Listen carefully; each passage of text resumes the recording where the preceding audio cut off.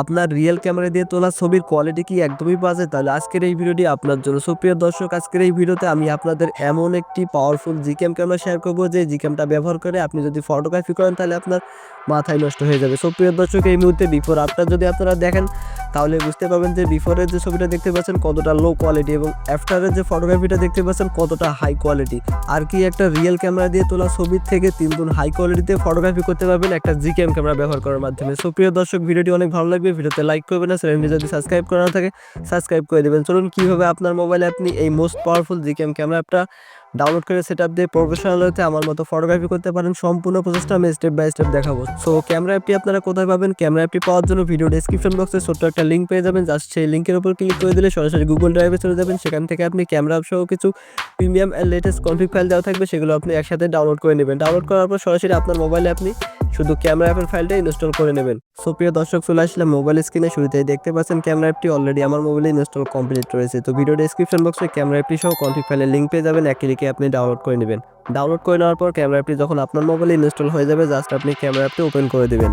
Camera অ্যাপটি যখনই আপনি ওপেন করে দেবেন ক্যামেরার ভিতর কিছু পারমিশন চাইতে পারে, জাস্ট আপনি পারমিশনগুলো অ্যালাউ করে দেবেন। যখনই আপনি এখান থেকে পারমিশনটা অ্যালাউ করে দেবেন তারপর এখানে ডান অপশনে ক্লিক করে দিলে ক্যামেরা অ্যাপটি কিন্তু ওপেন হয়ে যাবে। তো ক্যামেরা অ্যাপটি ওপেন হওয়ার পর ক্যামেরার ভিতর কিছু বেসিক সেটিংস আমাদের করতে হবে, তা নাহলে আমরা ফটোগ্রাফিটা করতে পারবো না। তো সেটা করার জন্য উপরের দিকে জাস্ট এখান থেকে সেটিংস অপশন দেখতে পাবেন, জাস্ট এই সেটিংসে ক্লিক করে দিয়ে নিচের দিকে মোর সেটিংস নামে একটা অপশন দেখতে পাবেন, জাস্ট এই মোর সেটিংসে ক্লিক করে দিবেন। যখনই আপনি এখান থেকে মোর সেটিংসে ক্লিক করে দিবেন দেওয়ার পর ক্যামেরা সেটিংসটা কিন্তু ওপেন হয়ে যাবে। এখান থেকে দেখতে পাচ্ছেন অনেকগুলো কিন্তু টুলস রয়েছে, জাস্ট আপনি এখান থেকে কাস্টম ফাইল যে অপশনটা দেখতে পাচ্ছেন জাস্ট এই কাস্টম ফাইলে একবার ক্লিক করে দেবেন। তারপর এখানে দেখতে পাচ্ছেন আবার অনেকগুলো কিন্তু ইন্টারফেস শো করবে। তো আপনি এই ক্যামেরার ভিতর দুইভাবে কনফিগ ফাইল সেটআপ করে ফটোগ্রাফি করতে পারবেন, সরাসরি ইম্পোর্ট করার মাধ্যমে আর একটা হলো ফাইল সেভ করার মাধ্যমে।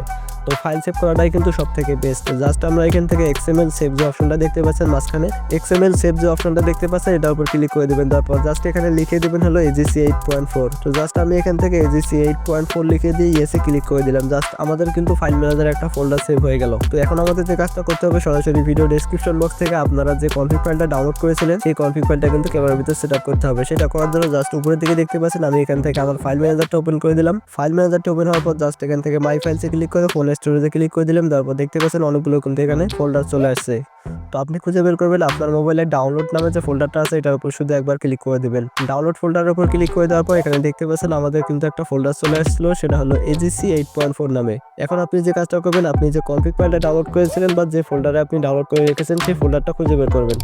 আমার যেহেতু ডিবি ফোল্ডার আছে তাই আমি এখান থেকে জাস্ট সেই ফাইলটা খুঁজে বের করলাম। জাস্ট দেখতে পাচ্ছেন এখানে একটা মাত্র সেই ফাইল রয়েছে। আমরা এই ফাইলটা কি করব, সেটআপ করার জন্য জাস্ট এই ফাইলটার উপর চেপে ধরে সিলেক্ট করে নেব।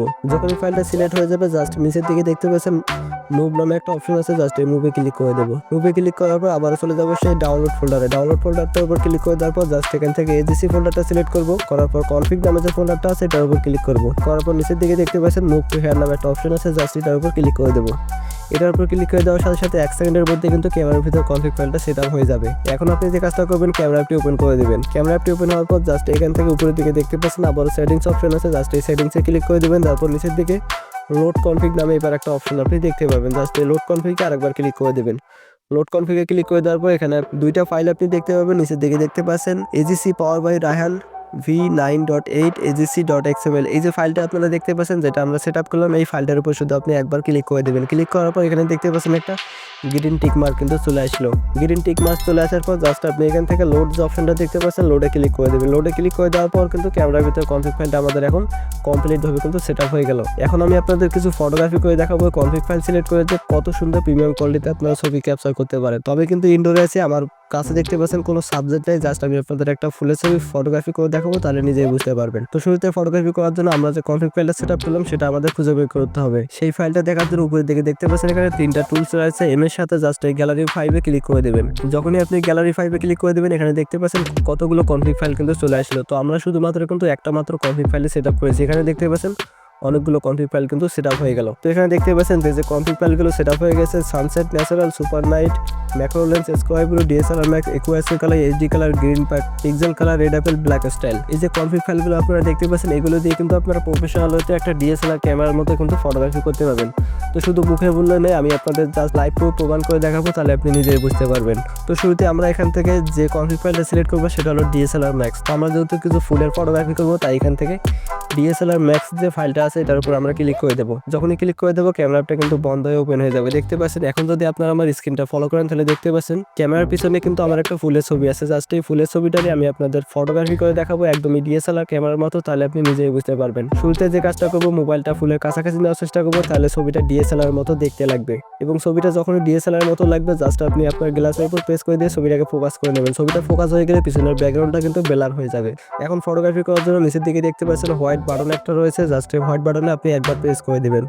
যখনই আপনি একবার প্রেস করে দেবেন সাথে সাথে কিন্তু আপনার মোবাইলে একটা ছবি কিন্তু ক্যাপচার করা কমপ্লিট হয়ে যাবে এবং সেই ছবিটা আপনি জাস্ট এখান থেকে হোয়াইট বাটনের সাথে দেখতে পাচ্ছেন একটা গ্যালারি বাটন রয়েছে। জাস্ট এখানে কিন্তু ছবিটা সেভ হয়ে যাবে। তো আমাদের একটা ছবি কিন্তু ক্যাপচার করা কমপ্লিট হয়ে গেল। আমি আপনাদের আরো 2 থেকে 3টা ছবি ক্যাপচার করে তারপর ফাইনাল রেজাল্টটা দেখাবো। তো একইভাবে আমি এখান থেকে আরো 2-3 বার হোয়াইট বাটনে ক্লিক করে দিয়ে ছবিগুলো ক্যাপচার করে নিলাম। তো স্ক্রিনটা দেখতে পাচ্ছেন আমি কিন্তু লাইভ প্রুফ কিন্তু ফটোগ্রাফিগুলো করতেছি, কোনো ধরনের এডিট না, কোনো ধরনের কিন্তু কালার গ্রেডিং না। দেখতে পাচ্ছেন এখন আমি আপনাদের ছবির ফাইনাল রেজাল্টটা দেখাবো, তার আগে আরেকটা লাস্ট ফটোগ্রাফি করে নেই। তো আমাদের আরেকটা লাস্ট কিন্তু ফটোগ্রাফি করা কমপ্লিট হয়ে গেল। জাস্ট এইখান থেকে নিচের দিকে দেখতে পাচ্ছেন গ্যালারি নামে যে বাটনটা রয়েছে, জাস্ট এই গ্যালারি বাটনে আমি একবার ক্লিক করে দিলাম। যখনই আমি এখান থেকে ক্লিক করে দিলাম, আপনারা যদি মোবাইল স্ক্রিনটা ফলো করেন তাহলে দেখতে পাচ্ছেন এক ক্লিকে কতটা কালারফুল এবং ডিএসএলআর ক্যামেরার মতো কিন্তু আমরা ফটোগ্রাফিগুলো করে ফেললাম। এই ছবিগুলো যদি আপনি যে কাউকে দেখেন সে কিন্তু অবাক হয়ে যাবে এবং আপনাকে বলতে বাধ্য হবে যে ভাইয়া তুমি এত সুন্দর ফটোগ্রাফিগুলো কি ধরনের জিক্যাম ক্যামেরা ব্যবহার করে ফটোগ্রাফি করে থাকো। তো স্ক্রিনের ছবিটা দেখতে পাচ্ছেন আমি এখান থেকে যদি জুমও করি ছবিটা কিন্তু একটুও ফাটতেছে না এবং ছবির কালার পিছনের ব্যাকগ্রাউন্ড দেখে কিন্তু যে কেউ ফিদা হয়ে যাবে। তো স্ক্রিনে যে ছবিগুলো দেখতে পাচ্ছেন আমি একের পর এক ছবিগুলো কিন্তু স্ক্রল করতেছি, আপনারা দেখতে পাচ্ছেন ছবির কালারটা কিন্তু কতটা রিয়েলিস্টিক লাগতেছে। সো আশা করি আপনারা বুঝতে পারছেন যে একটা জিক্যাম ক্যামেরা ব্যবহার করে কতটা হাই কোয়ালিটিতে বা প্রফেশনাল লেভেলের ফটোগ্রাফি করা যায়। তো এইভাবে কিন্তু কেউ আপনাকে রিয়েল ভাবে ফটোগ্রাফি করে দেখাবে না এবং স্টেপ বাই স্টেপ কিন্তু আপনাকে সেট আপ করে বুঝিয়ে দিবে না। শুধুমাত্র হালকা অ্যান্ড্রয়েড এই চ্যানেলে কিন্তু আপনারা এই ধরনের টিউটোরিয়ালগুলো, আশা করি আপনাদের কাছে ভিডিওটা অনেক ভালো লাগবে। সুপ্রিয় দর্শক, এই ছিল আজকের আমার একটা ছোট্ট ভিডিও। আশা করি আপনাদের কাছে ভিডিওটি ভালো লেগেছে এবং আপনার রিয়েল ক্যামেরা দিয়ে তোলা ছবির থেকে 3 গুণ হাই কোয়ালিটি ফটোগ্রাফি করতে পেরেছেন কিনা অবশ্যই কমেন্ট করে জানাতে ভুলবেন না। সো ভিডিওটি ভালো লাগলে লাইক করবেন আর চ্যানেলটি সাবস্ক্রাইব করা না থাকলে সাবস্ক্রাইব করে দেবেন।